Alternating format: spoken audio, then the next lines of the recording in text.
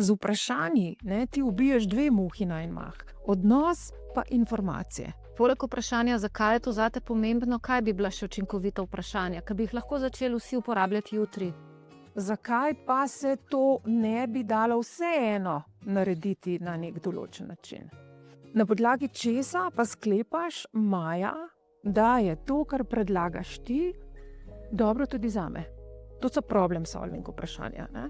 Potem poznamo recimo še tako imenovano stopenjsko vprašanje, kjer jaz lahko preverjam, kako dobro nama gre v pogajalskem procesu.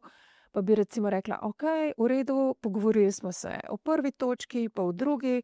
Maja, od 1 do 10, kako nam gre? Smo na pravi poti.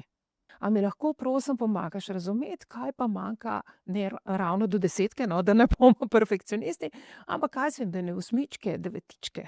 Mogoče še ta obrnjena vprašanja njegova, v angleščini reversed questions, kjer jaz namesto, da tebe vprašam, ali je zdajle primeren trenutek, da se pogovoriva o, to samo obrnem, pa rečem, ali je to neprimeren trenutek, da bi se pogovorili o.